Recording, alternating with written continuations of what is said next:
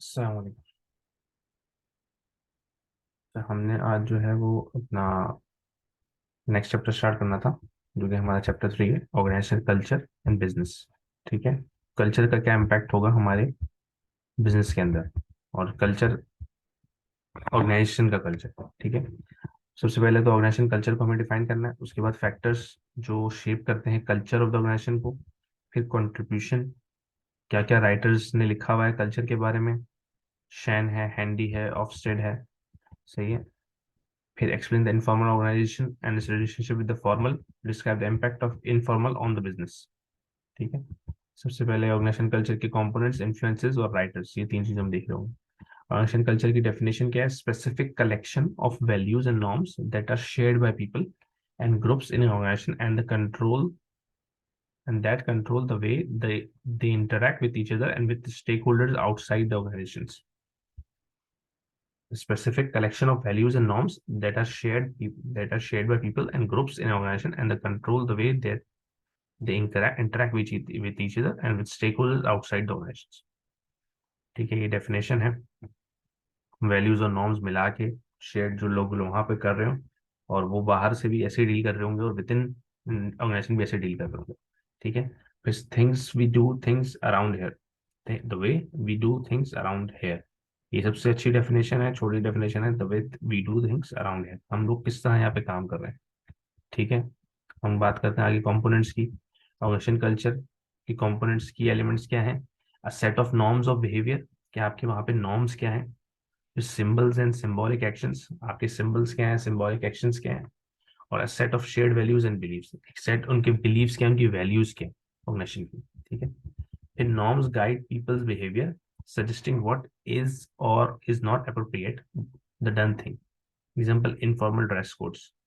ठीक है। कुछ ऑर्गेनाइजेशन होती है उसमें एक नॉर्म होता है, डिसाइडेड नहीं होता कि भाई जो है आपने वहाँ पे टी शर्ट पहन के नहीं आनी है और हाफ स्लीव टी शर्ट पहन के नहीं आनी है, लेकिन वहाँ पे ये चीज़ डिसाइडेड नहीं होती, लिखा हुआ कहीं नहीं होता, लेकिन वहाँ की नॉर्म नहीं होते। और कुछ ऑर्गेनाइजेशन होती हैं, जैसे मेरी ऑर्गेनाइजेशन है, उसमें सैटरडे को लोग अक्सर ये टी शर्ट्स पहन के आते हैं। ठीक है, जो हाफ स्लीव टी शर्ट होती है, तो वहाँ के नॉर्म है। ठीक है। जुम्मे वाले दिन हमारे यहाँ अक्सर सलवार कमीज पहन के आते हैं, वहाँ का नॉर्म है। वैसे तो सलवार कमीज हर वक्त पहनना चाहिए, लेकिन जो है वहाँ का नॉर्म ये बना हुआ है। ठीक है। फिर दूसरी बात, सिंबल्स और symbolic action. Example ritual such as buying the office cake on a birthday. ठीक है। कुछ वहाँ के रिचुअल्स होते हैं। ठीक है। जैसे हमारी कंपनी के रिचुअल्स हैं कि भाई कभी जो है डायरेक्टर के यहाँ कोई जो है वो खुशखबरी होगी तो पूरी स्टाफ को खाना खिलाया जाएगा। अब ये जरूरी नहीं है, ये रिचुअल्स है। ठीक है। कोई भी वहाँ पे जो है किसी को गाड़ी मिलती है किसी कंपनी में तो वहाँ मिठाई बंटती है। ठीक है, रिचुअल्स है। सही है। और इसी तरह बर्थडे पे केक, जो कि मुनासिब नहीं है, लेकिन जो है वो बर्थडे पे केक भी एक चीज होती है, वहाँ रिचुअल्स होते हैं। Shared values and beliefs underlie the culture by identifying what is important। example, a belief in the importance of people and individual। shared values and beliefs कि भाई आपस में लोगों की क्या वैल्यूज एंड बिलीव्स हैं। ठीक है। कुछ ऑर्गेनाइजेशंस में जैसे फॉर एग्जांपल है कि इनवॉइस अगर कम से आ गई, गलती से सप्लायर ने कम से बना दी, तो उसको बताना नहीं है। ये एक शेयर्ड वैल्यू बिलीव सबका बना हुआ है। क्यों? क्योंकि यहाँ पे सबका यही कॉन्सेप्ट है। ठीक है। लेकिन कुछ है कि भाई नहीं, ऐसे नहीं करना, हमने हमने सही काम करना है। तो ये शेयर्ड वैल्यूज एंड बिलीव्स है कि भाई क्या वहाँ पे चल रहा है। तो मेजर फैक्टर्स क्या है जो शेप करते हैं ऑर्गेनाइजेशन कल्चर को? साइज है, ठीक है, टेक्नोलॉजी है, डाइवर्सिटी है। साइज ऑफ ऑर्गेनाइजेशन पे डिपेंड करेगा, टेक्नोलॉजी कौन सी यूज कर रही है, डाइवर्सिटी क्या, भी डाइवर्सिटी में क्या चल रहा है, एज ग्रुप क्या है उनका, ठीक है, हिस्ट्री क्या बोलती है उनकी उस कंपनी की, और ओनरशिप क्या है। ठीक है, किस तरह की ownership. Main factors that shape the culture, size, how large is the organization, technology, how technologically advanced. Obviously जो जब मैं करीम का ऑफिस गया था, यहाँ पे जो करीम का ऑफिस है, इट वो ऑफिस ही कुछ और अलग तरीके से बना हुआ था। ठीक है। तो वो एक टेक्नोलॉजिकल कंपनी है, तो वहाँ पे एडवांसमेंट हमें नजर शुरू से ही आ जाती है, उनकी फिजिकल ऑफिस में भी नजर आ रही है। ठीक है। फिर diversity, how diverse is the company. ठीक है। जोग्राफिकल स्प्रेड कितना है, कल्चर मेकअप कितना है। फिर एज ग्रुप क्या है, करीम इज यंग कंपनी। ठीक है, यंग लोगों की कंपनी है, तो वहाँ पे एज ग्रुप, वहाँ पे आपको नजर आएगा कि कल्चर वहाँ पे डिफरेंट होगा। ठीक है, डाइवर्सिटी होगी वहाँ पे, जो है डायनेमिक होगी, सारी चीजें होगी। हिस्ट्री क्या है, केएफसी की एक हिस्ट्री है, पुराना चलता हुआ आ रहा है। ठीक है, तो हिस्ट्री क्या है उसकी, उससे भी कल्चर पे इम्पैक्ट पड़ेगा। ओनरशिप, कौन ऑर्गेनाइजेशन सोल ट्रेडर का है, किसका है। ठीक है, उसके रिचुअल्स हमें नजर आएंगे वहाँ पे, उसकी जो है ना वो इम्पैक्ट नजर आएगा अपने ओनर का। ठीक है। अदर इन्फ्लुएंस क्या हो सकते हैं? The degree of individual initiative, is it encouraged और डिसीजंस ऑलवेज रेफर्ड अपवर्ड्स। वहां पे ये भी देखा जाएगा कल्चर में कि इंडिविजुअल को कितनी इंपॉर्टेंस दी जाती है, कहीं पे छोटे लोगों को इंपॉर्टेंस नहीं दी जाती, कहीं पे दी जाती है। इसके ऊपर भी रिस्क टॉलरेंस को भी देखा जाएगा, ठीक है, कि हम रिस्क लेना अलाउ करते हैं अपने मैनेजर्स को या नहीं। क्लैरिटी ऑफ डायरेक्शन है नहीं है कंपनीज में, क्लैरिटी ऑफ डायरेक्शन होता है नहीं भी होता है। Degree of integration between groups, आपस में इंटीग्रेशन है या नहीं है। रिवॉर्ड सिस्टम कैसा है, ठीक है, कॉन्फ्लिक्ट की टॉलरेंस कैसी है, कम्युनिकेशन के पैटर्न्स कैसे हैं, फॉर्मलाइजेशन ऑफ क्लोथ्स है नहीं है, कुछ क्या यूनिफॉर्म्स होते हैं, कुछ क्या नहीं होते हैं। काइंड ऑफ पीपल एम्प्लॉयड, हाँ इससे ही बहुत डिपेंड करेगा। ये अगर आपने बंदे ही लेबर इंटेंसिव रखे हुए हैं, पंजाब के बंदे हैं जो पढ़े लिखे नहीं है, ठीक है, तो वहां पे आप वो कल्चर नहीं ला सकते। और आपने अगर एमबीए रखे हुए हैं, आईबीए के रखे हुए हैं, एसी से क्वालिफाइड रखे हुए हैं, तो फर्क होगा उसमें, ठीक है। फिर हम बात करते हैं राइटर्स की, ठीक है, इन्होंने कल्चर पे कुछ अपने कमेंट्स दिए हैं। इसमें शैन है, Handy and Hofstede. Schein Schein argues that the first leaders of the company creates its culture. Future leaders will only be selected if they support this original culture. शैन क्या कहता है कि भाई जो सबसे पहला लीडर था यानी केएफसी जिसने बनाया था, उसी पे आज तक वो चल रहा होगा। हम उसी के मुताबिक अपना लीडर भी चूज करेंगे कि वो कल्चर को वो फिट करता हो, ठीक है। Link between culture and leadership is very strong and it can be very difficult to change. Shen further commented that if it leaders are to lead, it is essential that they understand the culture of the organization in order to try and define culture. सबसे बेहतरीन leader वो होता है, manager वो होता है जो organisation के कल्चर में फिट हो सके, ठीक है। अगर वो बाहर से आ रहा है और अपने कल्चर को लेकर आ रहा है और उसमें फिट नहीं हुआ तो वो चल नहीं सकेगा, बहुत मुश्किल है कि वो चल सके, ठीक है। Shane describes 3 levels. पहले artefacts, exposed values, basic assumption and values. Artifacts में क्या है, these are the aspects of the culture that can easily seen, example the way the people dress। artifacts जो हमें नजर आ रहे हैं, ठीक है, example the people how they dress। examples से हमें अच्छी खासी बात याद रह जाएगी, तो examples को बहुत फोकस करना है। फिर espoused value, these are the strategy and goals of an organization including company slogans, ठीक है। ये हमने देखना है कि स्ट्रेटेजी और गोल्स क्या हैं कंपनी के, तो वो स्लोगन से पता चलेंगे कि भाई आपको कमा है टू रिफ्रेश पीपल, ठीक है। और करीम का है टू ट्रांसपोर्ट, सही है। इन ड्राइव का है कि भाई आपने जो है वो अपना अपने तरीके से उसको चलाना है, ठीक है, एम्पावर पीपल। सो उसके स्लोगन्स क्या हैं उससे पता चलेगा। फिर बेसिक अजम्पशंस एंड वैल्यूज, ये difficult to identify. Basic assumptions नजर नहीं आएंगे आपको इतनी आसानी से, as they are unseen and exist mainly at the unconscious level. Unconscious mind में चल रहा होता है, जैसे हम अनकॉन्शियस माइंड को कहते हैं ना। अनकॉन्शियस माइंड क्या होती है कि हम गाड़ी में बैठते हैं और first gear, second gear, third gear खुद लगा रहे होते हैं, ठीक है। वो हम लोग सोच नहीं होते यार भी फर्स्ट लगाना भी सेकंड, तो अनकॉन्शियस माइंड में वो चल रहा होता है। इसी तरीके से बेसिक अजम्पशन वैल्यूज वहां पे खुद ब खुद चल ही रहे। New employees find the last level of the culture most difficult to understand, ठीक है। फिर Handy popularize 4 culture types. Handy ने जो हमें कल्चर के टाइप्स दिए हैं वो 4 दिए हैं, ठीक है। एक सबसे पहले पावर कल्चर, ठीक है, डोनेटेड बाय ग्रीक गॉड जीस। इसने इससे कंपेयर किया है जो ग्रीक के गॉड्स होते हैं उसमें जीएस से। Here there is one major source of power and influence. For example in a small और manage business the owner may strive to maintain absolute control over subordinates. There may be few procedures and rules for formal kind staff take direction from directly from the owner. Note this is often found in organisation with an entrepreneurial structure as outline the last chapter, ठीक है। Entrepreneur में power culture चलेगा, Sethia company एक बंदे की चल रही होगी, वो जो बोलेगा वो होगा, ठीक है। बहुत कम रूल्स एंड रेगुलेशन होंगे, अगर उसका मूड होगा तो रूल्स को चेंज भी कर देगा with the passage of time, with decision, ठीक है। किसी और के लिए कुछ और रूल होगा, किसी और के लिए कुछ और रूल होगा, ऐसी कंपनी में पावर कल्चर में होता है, ठीक है। नेक्स्ट इज रोल कल्चर, ठीक है, denoted by Greek God Apollo. In this version of culture, people describe their job by its duties, not by its purpose. So job description dictate the way we do things around it. This would be a seen a bureaucratic organization where the structure determines the authority and responsibility of the individuals. And there is a strong emphasis on hierarchy and status. This tends to be the most effective in the stable environment where the work performed by the employees rarely changes. यहाँ पे focus जो होगा वो job description के ऊपर होगा कि भाई इसका काम क्या है, ठीक है। ब्यूरोक्रेटिक होगा, ठीक है, बंदे के ऊपर डिपेंड नहीं कर रहा होगा, उसके रोल के ऊपर डिपेंड कर रहा होगा, उसकी जॉब रिस्पॉन्सिबिलिटीज क्या है। फिर टास्क कल्चर, टास्क कल्चर में हम लोग दे होंगे रोल को नहीं, जो टास्क को कर रहा है ना, काम जो कर रहा है उसको प्रायोरिटी दी जाएगी। The emphasis here is on the achieving the particular task at hand, ठीक है। And staff may need to be flexible to ensure deadlines are met. People therefore describe their position in terms of the results they are achieving. Nothing is allowed to get in the way of the task accomplishment. These are best in the project teams for the existing specific task. अगर एक specific team बनाई गई है task के लिए तो वहां के लिए कल्चर बेहतरीन है। फिर we have person culture, denoted by Greek Dionysus. This is the characteristics by the fact it is exists to satisfy the requirements of the particular individuals involved in the organization. The person culture is to found in a small, highly participatory organization where individuals undertake all duties themselves. For example, a barrister in chambers. ठीक है, यहाँ पे जो वकील होते हैं chambers के अंदर, उनके ऊपर सब कुछ चल रहा होता है मामला, तो वो पर्सन कल्चर है, उस बंदे के ऊपर डिपेंड कर रहा होगा। ठीक है, हमने चार चीजें देखी। एक तो power culture, Sethia company, role, वहां पे जहाँ पे गवर्नमेंट ऑर्गेनाइजेशन है वहां पे रोल को देखा जाएगा कि भाई इस बंदे की जॉब डिस्क्रिप्शन क्या है, वो बोलेगा भाई ये फाइल मैं साइन कर सकता हूँ, वही साइन कर सकता है, कोई और उसकी जगह साइन नहीं करेगा। टास्क कल्चर के भी काम होना है, काम हो किसी भी तरीके से हो।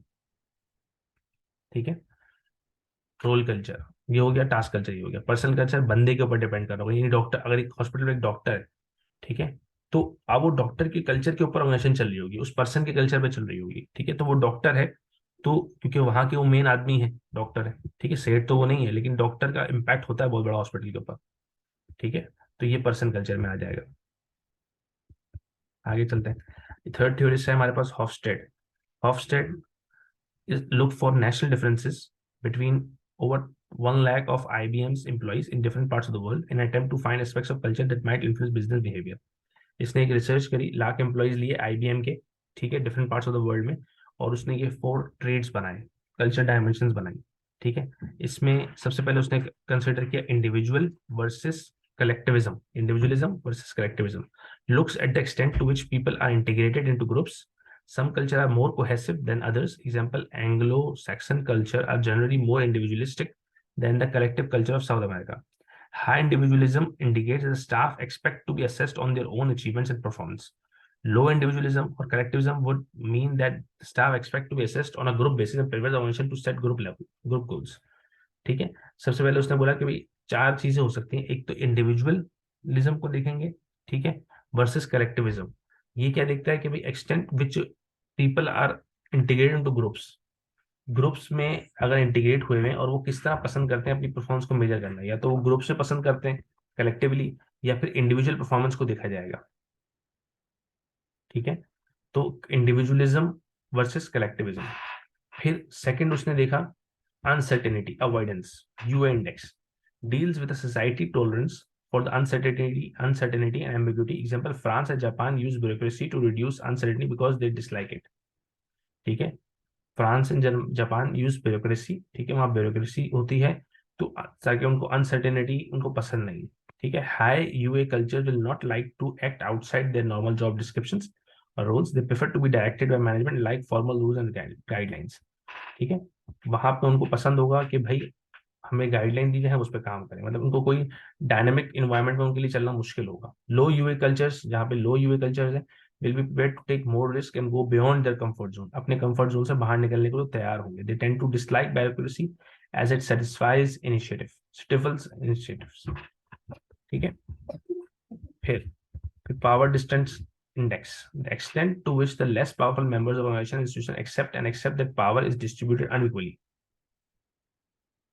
In South America societies, difference in power were tolerated by more than in North European cultures. ठीक है, पावर, जहां पे पावर डिस्टेंस इंडेक्स होगा। High PD culture expect to answer to powerful managers, do not expect to have any democratic input into decisions that are made. ठीक है, वहां पे आपको बोलने का, नहीं पावर कल्चर की बात की जा रही है, वहां पे आपको बोलने का मौका नहीं दिया जाएगा। लेकिन जहां लो पावर है, ठीक है, वहां पे आपको इन्वॉल्व किया जाएगा डिसीजन मेकिंग में। फिर third is masculine versus femininity. A masculine culture is one where the distinction between the roles and values of genders is large and the males focus on work and power and success. Example, in Japanese culture, whereas feminine culture such as Finland, the difference between the gender role is much smaller. Employees in masculine culture can be motivated by offering them job titles, increased status, and pay rise. Staff in feminine cultures will be motivated more by work-life balance, quality of life, and relationship at work. ठीक है, masculine versus femininity, वो उसको compare कर रहा है, जरूरी नहीं उसमें मेल फीमेल की बात हो, लेकिन वो मैस्कुलिन कल्चर को कर रहा है कि भाई अगर मैस्कुलिन कल्चर है वहां पे, ठीक है, जहाँ पे मैस्कुलिन कल्चर में वहाँ पावर पे फोकस होगा, वर्क के ऊपर, पावर के ऊपर, सक्सेस के ऊपर, ठीक है, तो वहां पे आप उसको ऑफर कर सकते हो, मोटिवेट कर सकते हो, कैसे कि भाई आप उसको इंक्रीज स्टेटस दो, सैलरी बढ़ा दो। ठीक है, और वहां पे अगर फेमिनिन कल्चर है तो वहां पे उनको life balance, work life balance देना पड़ेगा, उनको ऑफ देना पड़ेगा, क्वालिटी ऑफ लाइफ अच्छी करनी पड़ेगी, रिलेशनशिप अच्छे हो वहाँ पे, गाली गलौज का कोई वहाँ पे माहौल ना हो। ठीक है, More recently, two additional dimensions have been added to Hofstede model. इसने दो चीजें और ऐड की हैं जो अभी ऐड की हैं, उसमें long term orientation versus short term. Societies with a long-term orientation focus on future rewards with a particular focus on saving, persistence, and ability to adapt to a changing circumstances. Short-term oriented cultures focus on past and present concerns such as respect for tradition, social obligations, and saving face. ठीक है, long term और short term orientation को आप देख रहे होगे culture के अंदर. इसी तरह दूसरी चीज indulgence versus restaurant. Indulgent society allow relatively free gratification of basic and natural human drives related to enjoying life and having fun. More restrained society suppress gratification of needs and regulate it by means of strict social norms. ठीक है, कहीं पे आपने यहाँ पे indulgent society की भाई societies में आपने उसको मौका दिया हुआ है to indulge in society and to work for the society, और कहीं पे आपने उसको रोका हुआ है. तो दोनों अलग अलग कल्चर की टाइप्स है. ठीक है, फिर informal organization and its relationship with the formal organizations. Informal organizations क्या होती है? In last chapter we look at the concept of formal structures of an organization. They have been designed by management to try and ensure the organization meet its goals. Now we are looking at informal. The informal organization is a network of relationship that exists within an organization. Informal organization क्या है? Network of relationships जो organization क्या exist करता है. This network evolves over time and tends to arise through common interests and friendship between members of staff. These relationships are often across divisions. Divisions में होती है. Informal organization will be present to some degree within all formal organization. Informal her formal organization में थोड़ा सा होता ही है. Think of the information is being an aspect of the organization culture. ये एक organization का एक aspect है. The advantage क्या है? Better motivation, better communication, provision of social control. Inefficient organizations भी हो सकती हैं. बहुत ज़्यादा informal हो गए तो it will affect the organization goals. Opposition to change भी मसला हो सकता है कि वो लोग बोले नहीं अब ग्रुप बन गया अब वो आपको हेल्प नहीं करें चेंजेस करने में. फिर grapevine effect where potentially inaccurate information or rumors spread through the informal organizations. Conformity ये मसला आ सकता है. एडवांटेजेस को और समाज समझाया हुआ उसने. ठीक है, इफ इफ द मेरे ख्याल से एडवांटेजेस तो इतने क्लियर है, डिसएडवांटेज थोड़ी देखते हैं. If the formal culture is in conflict with the informal structure, organization may end up being inefficient at meeting its objectives. They can arise due to example formal lines of communication being blocked as informal lines. ठीक है, informal lines हमें block कर दें. If manager try to implement change they might find opposition मिल सकती है उनको. सही है, वहाँ ग्रुप्स बन चुके हैं. The information may also encourage conformity. This means that employees may be unwilling to perform too well. In the case it shows up less productive members.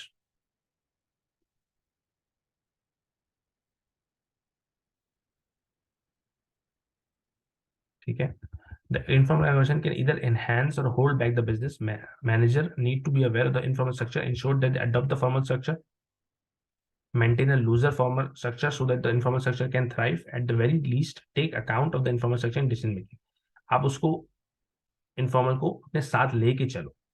ठीक है, ये कहना चाह रहा है कि भाई आप उसको कॉम्प्लीमेंट करो लेकिन उसको ज्यादा पावरफुल भी नहीं होने देना हमने. ठीक है, अवेयर होना चाहिए हमें. If a manufacturing department has split itself into two informal groups and output is in decline, the declining output could have nothing to do with the formal structure, but be due to the lack of integration of the whole division due to opposing groups rather than changing the formal structure. Management could, for example, mix members of the two clinks on training course and so try and reduce the impact of informal organizations. ठीक है, ये भी हम लोग कर सकते हैं अगर हमें लगता है कि भाई हमारा आउटपुट कम हो रहा है उस फॉर्मल स्ट्रक्चर की वजह से. फिर ये हमारी समरी आ गई ऑर्गेनाइजेशन कल्चर की. इसमें कंपोनेंट्स, इन्फ्लुएंसेस और राइटर्स, ये हमने बात कर ली तीनों चीजों की. ठीक है,